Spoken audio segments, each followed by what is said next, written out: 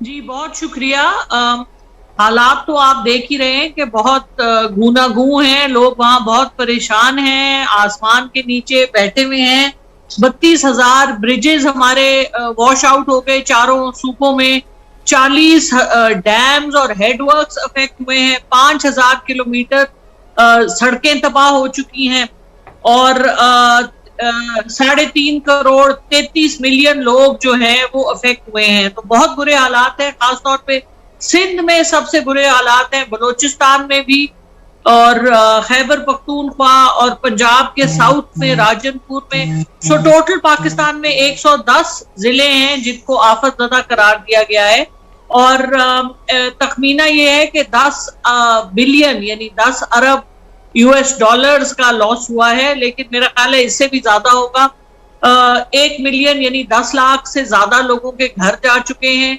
और लोग जो मतलब लोगों का सब कुछ चला गया। गाड़ियां, जिनके पास गाड़ियां थी, गाड़ियां चली गई। घरों में जो कुछ बिजली का सामान जो कुछ भी था सब पानी ने की नजर हो गया। आपको नंगे आसमान के नीचे हैं। ड्राई फूड, क्योंकि पानी खड़ा हुआ है खासतौर पे सिंध और बलूचिस्तान में, तो रोटी पकाने की भी उनके पास जगह नहीं है क्योंकि पानी है सब तरफ। तो उनको ड्राई फूड की जरूरत है, उनको टेंट्स की जरूरत है, उनको जरूरत है कि उनको पानी साफ पानी मिले, और साथ उनको जरूरत है कि दवाइयां मिलें, क्योंकि ऐसे हालात में हैजा, कॉलरा और टाइफाइड वगैरह, बहुत डेंगू भी आजकल फैला हुआ है। तो ये सब बीमारियां लोगों के लिए बहुत परेशान कुन है। और आपको पता है कि हमारा जो है क्रॉप बहुत बुरी तरह अफेक्ट हुआ है। यानी कि 20 लाख एकड़ जो क्रॉप जहां पे उगता था वो जमीन जेरे आब आ गई है। चावल की फसल लगी हुई थी, कॉटन की फसल लगी हुई थी, धान की, और कुछ जगहों में अपने गंदम की भी फसल थी, फिर इसकी मकई की फसल थी, वो सब खत्म हो चुकी है। तो इस वक्त बहुत और हुकूमत अकेले कुछ नहीं कर सकती। हुकूमत के साथ इस वक्त सिविल सोसाइटी मिली हुई है। और आपने देखा कि जिस तरह इमरान खान ने भी टेलीथॉन किया, और हमारी सिविल ऑर्गेनाइजेशंस जो अल खिदमत है, डॉक्टर तैमूर, मैं ये पूछना चाहूंगा कि वहां पर अभी हुकूमत क्या कर रहा है और कैसा वो रिलीफ एंड रिहाब कैंप को शुरू किया है? जी देखिए, हुकूमत ने यहाँ पर हमारे एक तो NDMA बना हुआ था, नेशनल डिजास्टर रिलीफ के लिए एक सेंट्रल नेशनल बॉडी थी, फिर चारों सूबों में प्रोविंशियल बॉडीज थी। लेकिन सवाल ये पैदा होता है कि अप्रैल में, मई में, जून में ये अलर्ट्स आए थे कि बारिशें इस दफा बहुत ज्यादा होंगी, और पूरे खित्ते में, सब कॉन्टिनेंट में, यानी हिंदुस्तान के एरियाज में भी हुई है, बांग्लादेश में भी हुई है, पाकिस्तान में भी हुई है। तो इस तरह से ये डिजास्टर, हमारा ये सवाल है कि डिजास्टर मैनेजमेंट जो हमारी है उसको दोबारा से देखने कुछ चीजें ऐसे सामने आ रहे हैं, कुछ चीजें जैसे कि आपके राष्ट्रपति अभी वहां पर अपने टूरिज्म वो मना रहे हैं, कोई अधिकारी आपका कोई अपना सालगिरह मना रहा है, अभी ये चीजें भी सामने आ रही है। जी, तो ये बहुत अफसोसनाक है। और देखिए, अवाम को ये नजर आता है, अब दुनिया बदल चुकी है, अब सोशल मीडिया का दौर है। अब जो लोग, जो अयाशियां हुकूमत के खर्चे पे, जो लोगों के पुरानी आदतें बनी हुई हैं, जब इस किस्म की बात होती है तो फिर लोग सवाल करते हैं। और इस वक्त पाकिस्तान एक मुश्किल में है और हम इकट्ठे होके इसका मुकाबला करने की कोशिश कर रहे हैं। देखिए, गवर्नेंस का क्राइसिस तो है हमारे मुल्क में, इसमें कोई शक नहीं। हाँ, अच्छा, जो गवर्नमेंट का क्राइसिस है, कुछ जगह पर ऐसा भी दृश्य सामने आया है कि सेना को भी, आम जो जनता है वहां पर, वो भी पीट रहे हैं। वो भी रिलीफ एंड रिहेबिलिटेशन काम के लिए जब जमीन पर जाते हैं, ग्राउंड पर उतरते हैं, तो कुछ जगह पर ऐसा भी सोशल मीडिया पर वो कुछ वीडियो सामने आया है। क्या वो कितना हद तक सही है? जी, सिंध की वीडियोस हमने बार बार देखी हैं इस किस्म की बातें करते हुए, चंद एक बलूचिस्तान की भी हमने देखी है। तो देखिए, अवाम तो, जैसे हम कहते हैं कस्टमर इज ऑलवेज राइट, तो अवाम को आप कभी ये नहीं कह सकते कि अवाम गलत बात कर रही है। हर हुकूमत का काम है अवाम की बात सुने, अवाम के मसलों को हल करे। क्योंकि देखिए, हुकूमत टैक्स पेयर के पैसे से बनती है, और वो टैक्स कौन देता है? वो टैक्स देती है आम जनता, आपकी आम अवाम देती है। और पाकिस्तान में इनडायरेक्ट टैक्सेस ज्यादा हैं डायरेक्ट टैक्सेस से। तो हर गरीब, एक दिहाड़ीदार जो आदमी है वो भी टैक्स देता है, दूध पे टैक्स देता है, फोन पे टैक्स देता है। आप जब ही डिस्कशन में जुड़ी तो उससे पहले हम उसी पर भी बात कर रहे थे कि अभी वहां पर जो नेसेसिटी का सामान है, जो जैसे आलू, टमाटर, प्याज, ऐसे जो दूध हो गया, तो इसका जो दाम है, इसका जो रेट है वो काफी हद तक स्काई रॉकेटिंग हो गया। तो इसका मतलब कभी टमाटो 500 रुपया हो गया या फिर आलू हो गया 150 रुपया, ये सब ऐसा सुनने को मिल रहा है, ऐसा खबर आ रहा है। तो उसके लिए अब हम क्या करें, या ये मार्केट में अभी क्या हाल है, लोग कैसे सफर कर रहे हैं इससे? जी बिल्कुल, आप सही फरमा रहे हैं। एक तो वैसे महंगाई बहुत हो गई है, पेट्रोल की प्राइस भी पिछले 4 महीने में, बिजली की प्राइस डबल हो गई, पेट्रोल भी 1.5 गुना हो गया और डबल हो गया बल्कि। और जो अब आप देख रहे हैं कि पिछले हफ्ते में आटा जो है, प्याज 40 रुपए किलो होता था, अब वो 300 रुपए भी नहीं मिल रहा। टमाटर है वो भी 30-40 रुपए किलो होते थे, तो वो भी अब 250 रुपए, और मुख्तलिफ जगहों पे मुख्तलिफ रेट है। तो बहुत सब्जी, क्योंकि सैलाब की वजह से जेरे आब आ गई जमीन, तो इस वजह से सब्जी बहुत महंगी हो गई है। और अब हुकूमत देख रही है कि इंपोर्ट करे अपने हमसाये मुमालिक से। डॉक्टर तैमूर जी, सबसे बड़ी बात है राहत और बचाव कार्य कैसे चल रहा है वहाँ पे? सॉरी, फिर से बोलिएगा।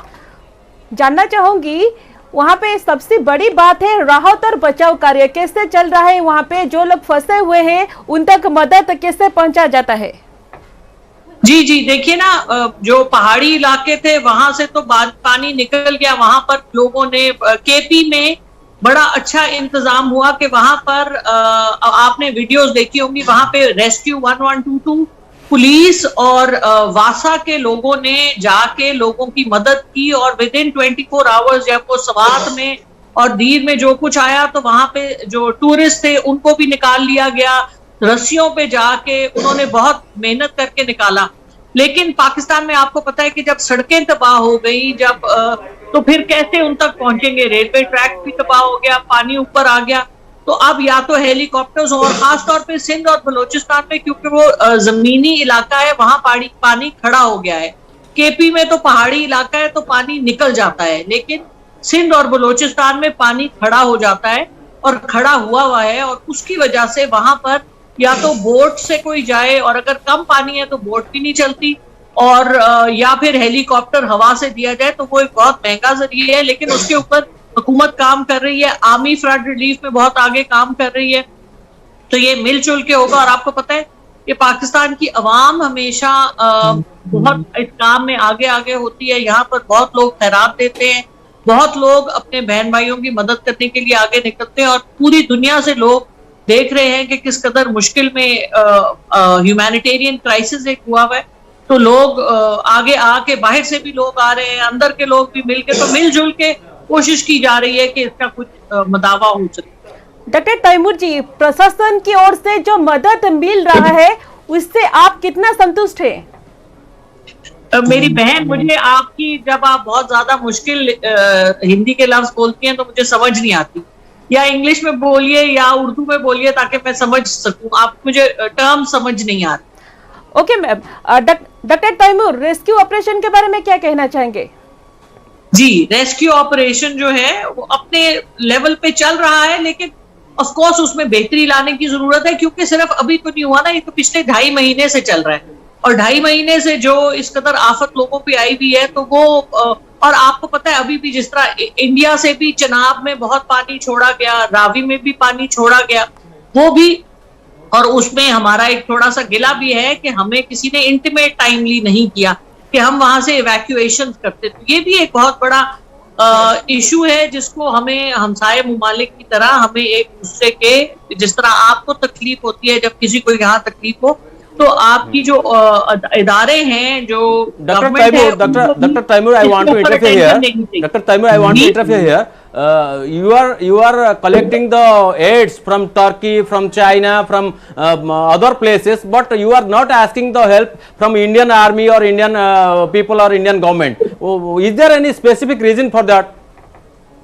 देखिए जी, इंडिया के साथ, इंडिया हमारा हमसाया मुल्क है, लेकिन इंडिया के साथ आपको पता है हमारी एक इशू है कि 5 अगस्त 2019 को आपने आर्टिकल 35A और 370 को आपने एबॉरोगेट किया, और आपने कश्मीरियों के लिए एक जेल बना दी जिसमें वो पिछले 3 साल से सफर कर रहे हैं। देखिए डॉक्टर तैमूर, आप जो बोल रहे हैं वो इंडिया का इंटरनल मामला है। आप जो बोल रही है वो इंडिया का इंटरनल मामला है।